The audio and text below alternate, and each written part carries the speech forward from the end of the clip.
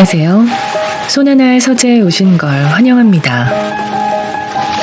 미국 독립의 선구자 벤저민 프랭클린은 이렇게 말했습니다. 지식에 투자하는 것이 여전히 최고의 수익을 낳는다.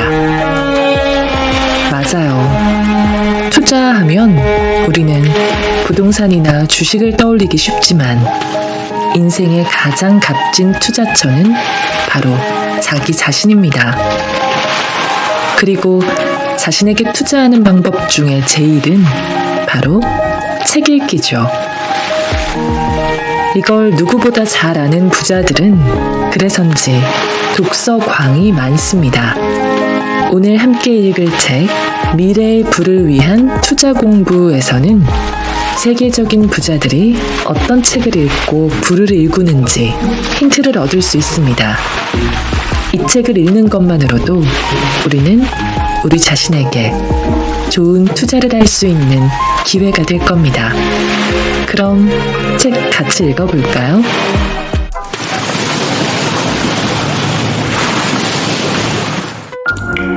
투자자라면 SF 소설을 읽어야 하는 이유.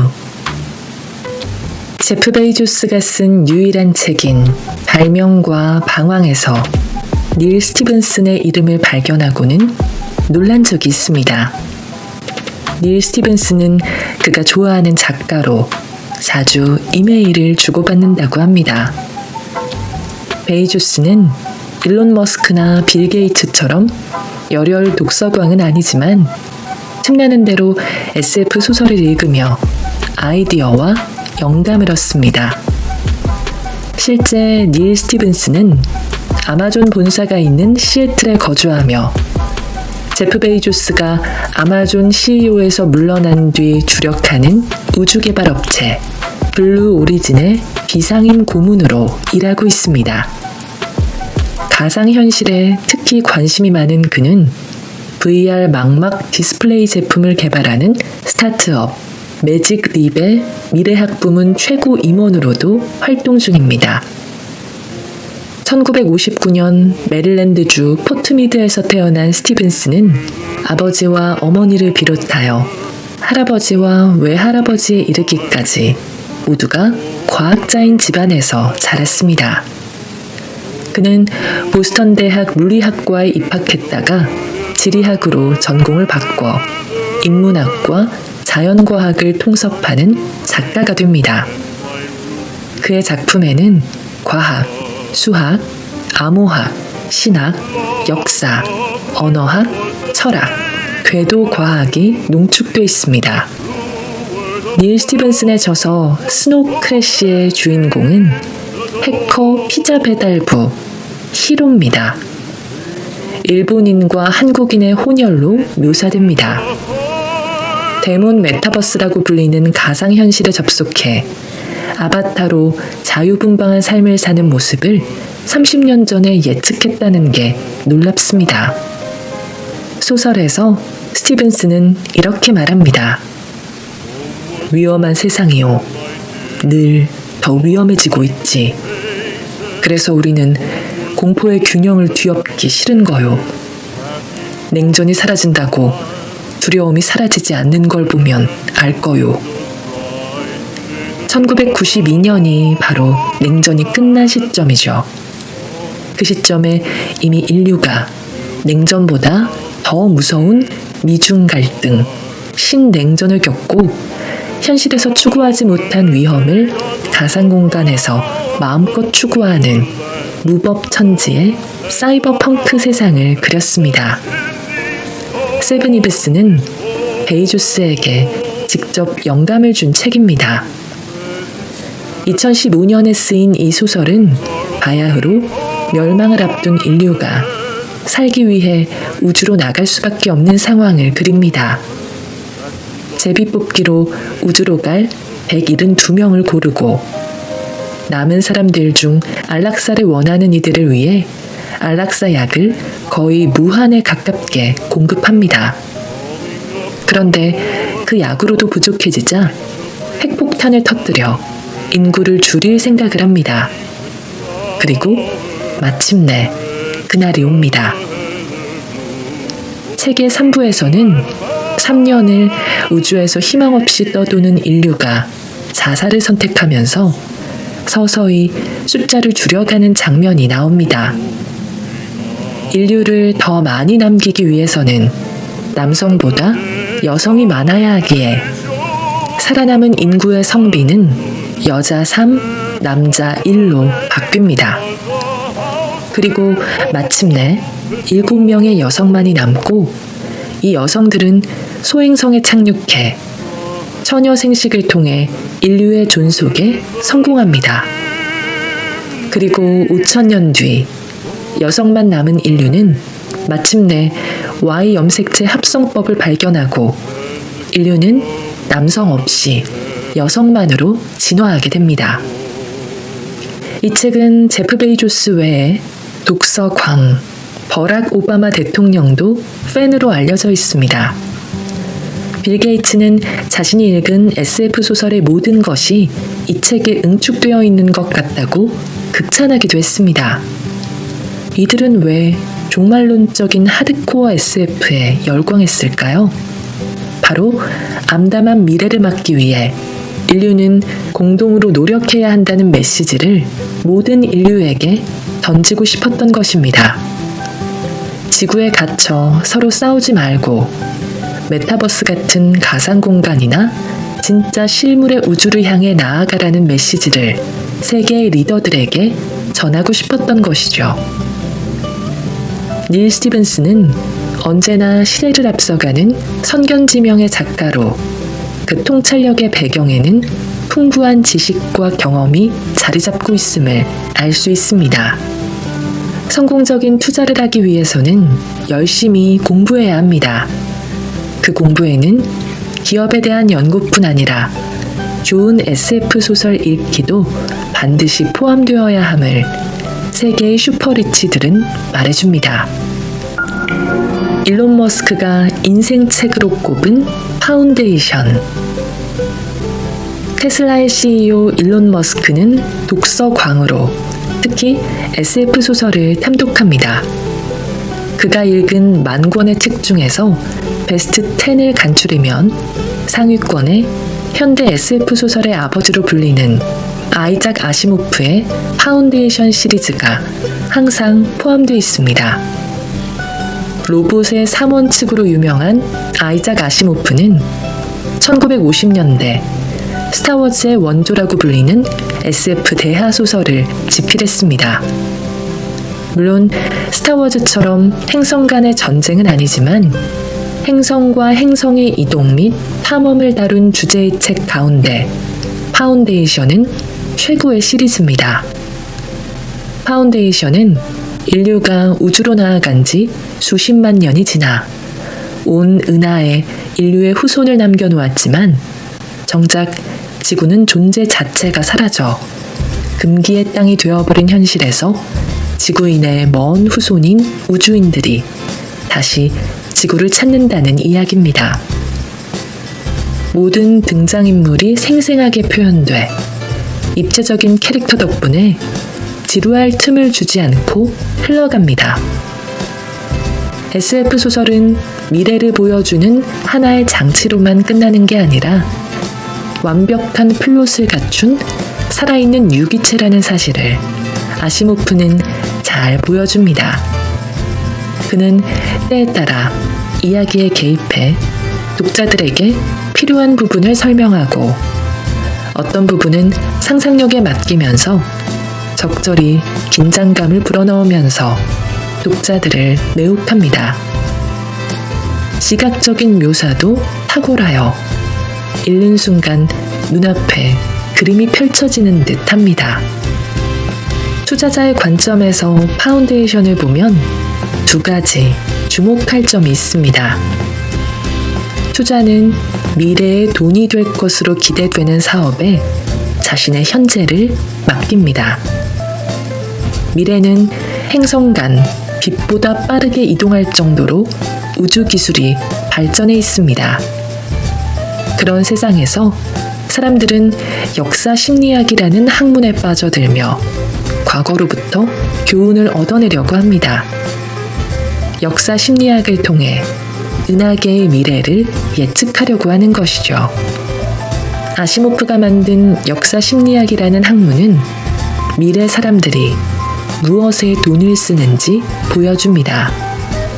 미래를 알고 싶은 사람일수록 과거 역사와 당시 사람들의 심리를 파헤치려 한다는 사실이 반영된 대목입니다.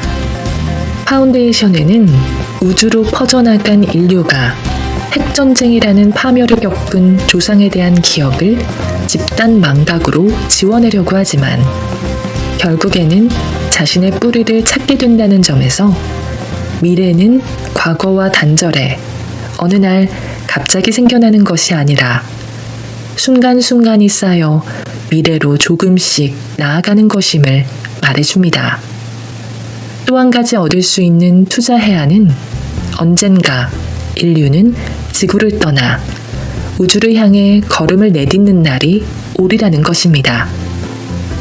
인류는 2022년 4월에 첫 우주 민간 여행을 경험했습니다. 영국의 우주기업 버진 갤럭틱이 처음으로 우주 비행 티켓 판매를 시작했습니다. 1시간 30분 남짓한 짧은 경험이지만 한 좌석당 5억 4천만 원이라는 큰 돈을 내야 합니다. 앞서 2005년에서 2014년 버진 갤럭틱은 한정된 고객에게 20만에서 25만 달러의 우주 관광 티켓 600여 장을 예약 판매했습니다. 버진 갤럭틱을 시작으로 아마존의 최고 경영자 제프 베이조스가 경영하는 우주 로켓 기업 블루 오리진도 달 여행 사업을 선보일 예정이며 일론 머스크도 화성 여행 상품을 내놓을 예정입니다. 세계 최고의 부자들이 결국은 우주가 돈이 된다는 생각에 우주 산업에 투자하고 있다는 사실에 우리는 주목해야 합니다.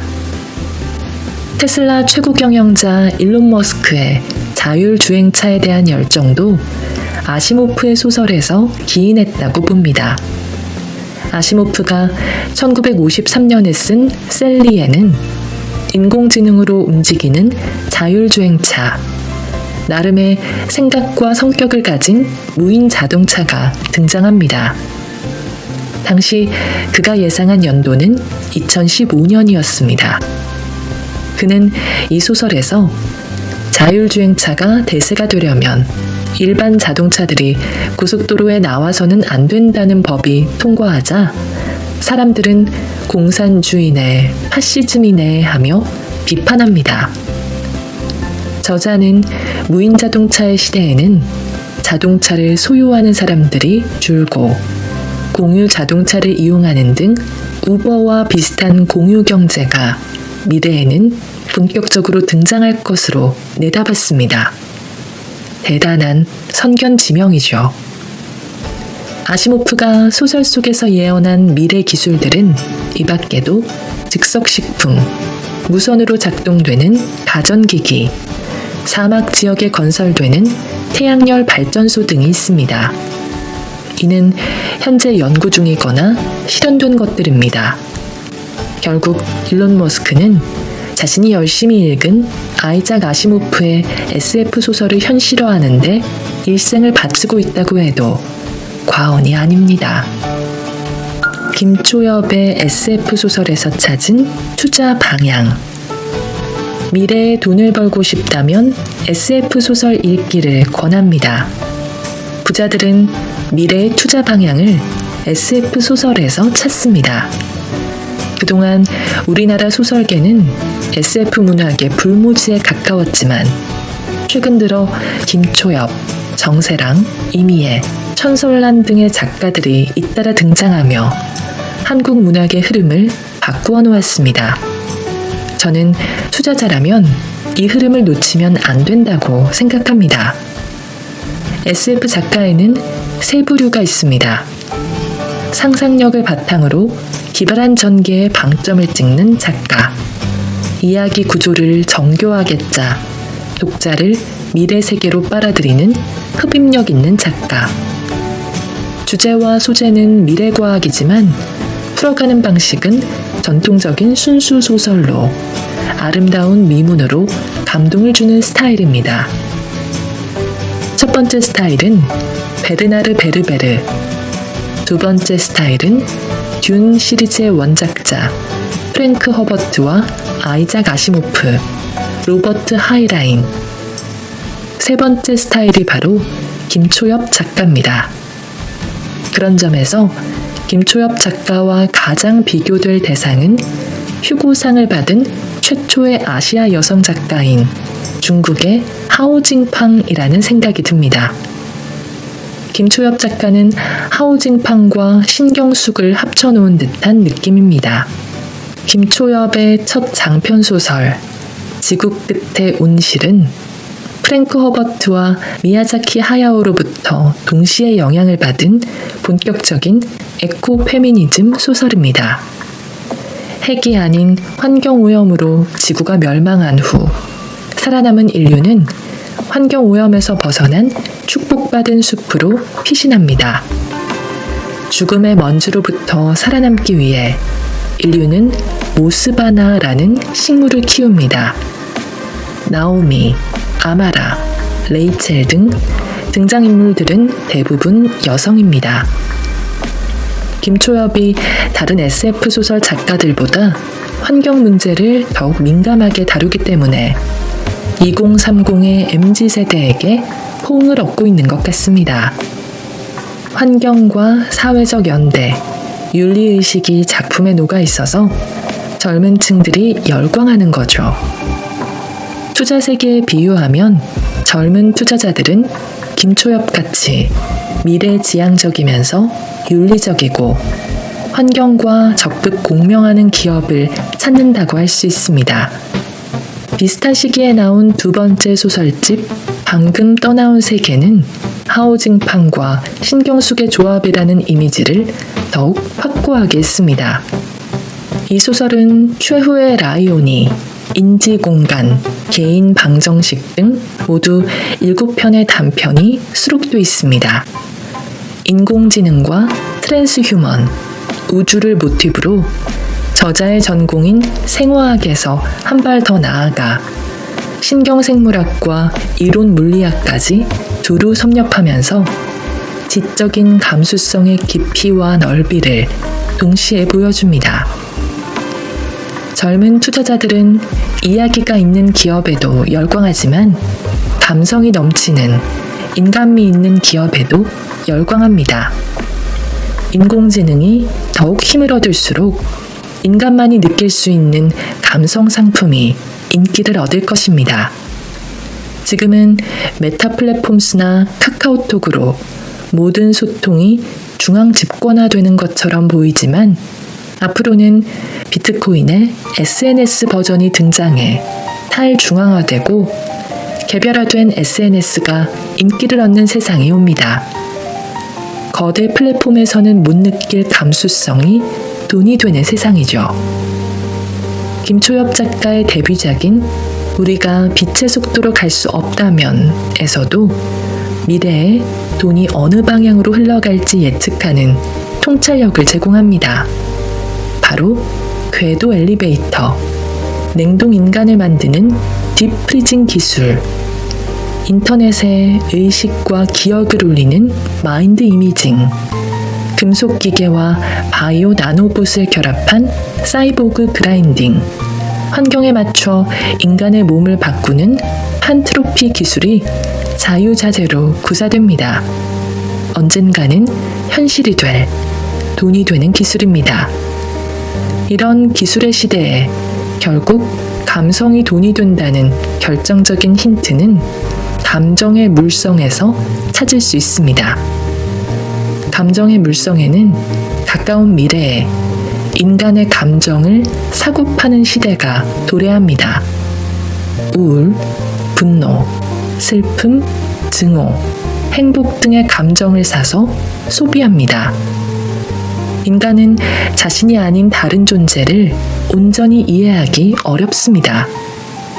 과학의 진보는 엄청난 속도로 이루어지겠지만 감성적인 면에서 인간은 여전히 약한 존재입니다. 인간의 감성을 위로해주는 비즈니스 모델에 관심을 가져야 하는 이유입니다. 달러구트 꿈 백화점으로 배우는 PDR의 힘. 금일 준비된 꿈은 매진입니다. 2020년과 2021년도 그의 베스트셀러로 등극한 이미애 작가의 판타지 소설 달러구트 꿈 백화점은 꿈이 메마른 한국 사회의 현실을 반영하고 있습니다. 한국 사회는 특히 젊은 세대 사이에서 꿈이 없는 사회가 되었습니다. 치열한 경쟁을 거쳐 좋은 대학을 나와 대기업에 취업해도 넘어야 할 산이 너무 많습니다. 집값 폭등으로 내 집 마련은 꿈도 못 꾸는 상황이 되었고 아이들 사교육비는 갈수록 올라갑니다. 현실이 행복하지 않으면 꿈이라도 행복한 꿈을 꾸고 싶다는 인간의 욕망을 잘 반영한 소설이 달러구트 꿈 백화점입니다. 렘 수면 상태에서 우리는 누구나 꿈을 꿉니다. 소설 속의 꿈 백화점 고객들은 숙면 캔디를 먹고 자신이 꾸고 싶은 꿈을 꿉니다. 즉, 시나리오 작가가 꾸민 사람은 시나리오 작가가 되고 누구를 도와주고 싶은 사람은 성탄절에 산타클로스가 되어 하늘을 날며 전 세계 어린이들에게 선물을 배달하는 꿈을 꿉니다. 자본주의 사회에서 하고 싶은 일을 하려면 돈이 필요하지만 꿈만큼은 공짜입니다. 그런데 이 소설 속에서는 좋은 꿈도 돈 내고 사는 세상이 되었습니다. 그런데 어찌 보면 이미애 작가가 그린 상상의 세계는 메타버스에서 현실이 될 수도 있습니다. 현실이 악몽 같으면 꿈도 악몽을 꿀 가능성이 큽니다. 아우슈비츠 생존자들의 이야기를 다룬 각종 기록물을 보면 사람들이 꿈에서도 마치 고문을 당하는 듯 온몸을 부들부들 떨었다는 이야기가 나옵니다. 꿈과 현실은 이처럼 상관관계가 높습니다. 이런 상황에서 꿈 백화점에서는 원하는 꿈을 꿀 수 있도록 해준다면 불행한 사람도 행복해질 수 있습니다. 자본주의에서 모든 행복은 돈으로 환산될 수 있습니다. 그렇다면 좋은 꿈에 우리는 얼마나 많은 비용을 지불할 용의가 있을까요? 꿈 백화점이 항상 매진인 걸 보면 부르는 게 값입니다. 저는 이를 실용적이고 긍정적으로 봅니다. 행복한 꿈을 꾼다는 것은 숙면으로 이어지고 이는 현실에서 버틸 수 있는 체력과 용기를 주기 때문이죠. 투자자의 관점에서 현실에서 꿈이 없는 현대인들이 소설 속에서라도 꿈을 찾으려 한다는 사실은 무엇을 의미할까요? 이는 실리콘밸리의 기술 기업들, 매출은 없지만 앞으로 크게 성장할 것이라는 꿈을 먹고 사는 기업에 관심을 가져야 하는 이유를 보여줍니다. 주식 투자를 하는 사람들, 특히 차트를 보는 기술적 분석이 아닌 기업의 내재 가치를 보는 기본적 분석파들은 지표로는 설명되지 않는 꿈의 크기 역시 투자 측면에서 매우 중요하게 여깁니다. 지금은 꿈을 먹고 살지만 언젠가는 꿈이 실적으로 증명되고 실적은 더 높은 주가로 이어져 투자자들을 행복하게 만들어주기 때문입니다. 실적으로 뒷받침되는 애플이나 테슬라, 엔비디아 같은 기업들도 한때 분명히 꿈을 먹고 사는 기업이었고 사람들은 미래에 대한 꿈의 차원에서 투자하기 시작해서 주가가 10배 이상 오르면서 큰 돈을 벌었습니다. 꿈을 먹고 사는 기업들은 두 가지가 중요합니다. 기업의 내러티브입니다. 이야기가 있고 이야기가 사람들을 빨아들일 때 PDR이 높아집니다. 또 하나는 CEO의 이야기입니다. 애플의 스티브 잡스, 테슬라의 일론 머스크, 엔비디아의 젠슨 황. 모두 꿈의 크기가 대단한 인물이었고 자신만의 스토리를 가진 인물들입니다. 스토리가 꿈을 키우고 꿈은 투자자들을 설득해 투자금을 바탕으로 미래지향적인 사업을 한 발 먼저 시작해 큰돈으로 투자자에게 보답할 수 있었습니다. 성장주를 믿고 투자하는 사람들은 그 기업의 PDR이 얼마나 크고 꿈이 현실화될 근거가 있는지 등도 파악해야 합니다. 암호화폐 2030 세대가 열광하는 이유. 세태 소설의 진수를 보여주는 장류진 작가의 일의 기쁨과 슬픔은 판교 테크노밸리에서 일한 경험을 잘 녹여낸 21세기에 걸맞은 새로운 형식과 소재의 노동소설입니다. 이 책은 블록체인에 열광하는 20, 30대의 정서를 소설로 그대로 옮겼다는 말을 듣고 읽게 되었습니다. 세태를 포착하는 시선이 날카롭고 문체가 날렵하면서도 유머러스합니다. 2017년 가상화폐가 끝없이 오를 때 이 책의 주인공들처럼 투자해서 돈을 번 사람들이 많았죠. 주인공은 투자한 원금의 100배 수익을 1년 만에 거둡니다. 남들이 다 비트코인에 투자할 때 새로운 가능성을 보고 이더리움에 들어가자고 최초 제안을 했던 왕언니는 33억을 벌어 성수동에 꼬마 상가를 구입하고 외제차로 바꾼 뒤 구질구질한 직장 생활을 그만두죠. 저는 이 책을 읽으면서 욕망의 끝이 어딘지 잘 보여준 영화 비열한 거리의 엔딩을 기대했습니다. 대세 상승기인 2017년에 투자했다가 대폭락기인 2018년까지 들고 있었다면 코인에 걸었던 전 재산을 날렸겠죠. 그러면 비트코인 비관론자들은 더 만족했을지 모릅니다. 책 말미에서 엄청난 반전을 기대했지만 저자는 해피엔딩을 택합니다. 30대인 작가는 윗세대에게 이런 말을 해주고 싶었던 것 같습니다. 모든 20, 30대들에게 해당하는 것은 아니지만 상당수 20, 30대는 자신의 욕망을 언제 시작하고 언제 끝내야 하는지 시점을 아는 사람들이다. 자신의 분수 안에서 욕망을 추구한다는 점에서 이전 세대가 보여준 탐욕과는 분명히 다르다. 우리는 욕망과 욕심을 구분할 줄 안다. 이런 특징은 그녀의 다른 작품 제목에서도 잘 드러납니다. 장편소설 달까지 가자는 목표 지점이 달입니다. 태양도 아니고 일론 머스크가 꿈꾸는 화성도 아니며 SF 소설에 툭하며 등장하는 안드로메다도 아니죠.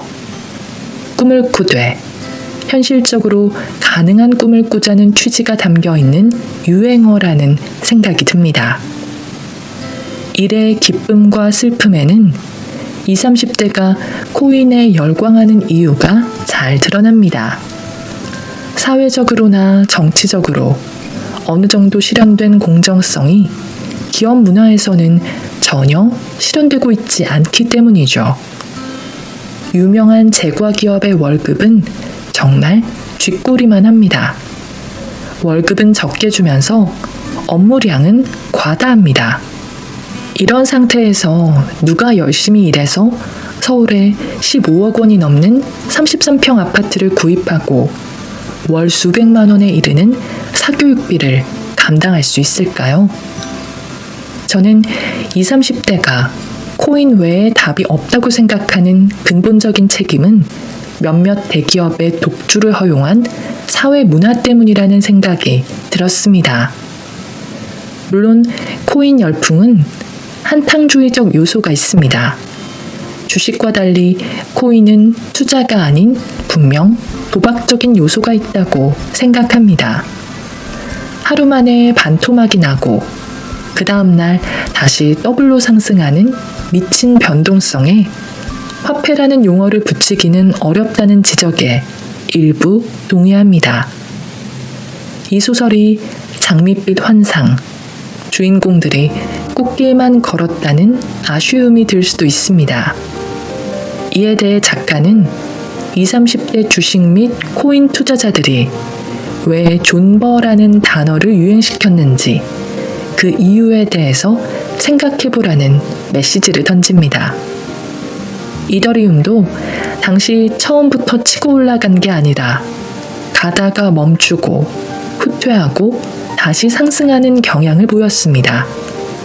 이 과정에서 주인공들은 서로를 위로하며 존버합니다. 저자는 20, 30대가 실제로는 정신적으로 강한 세대라는 점을 보여주고 싶었던 듯 합니다. 이때 존버는 존어만 버티기의 줄임말이 되는 거죠. 이 책은 최근에 읽은 한국 소설 중에서 현실 이슈와 가장 밀접하게 연결되어 있지만 가장 독창적으로 읽힌 작품이었습니다. 특히 코인 투자를 하는 분들은 어떻게 약세장에서 버틸 수 있는지 정신적 존버의 방법론을 배울 수 있는 귀중한 경험이 되리라 생각합니다. 오늘 저와 함께한 시간 어떠셨나요? 편안한 시간이 되었길 바라며 또 들러주시길 기다리겠습니다. 그럼 잘 자요.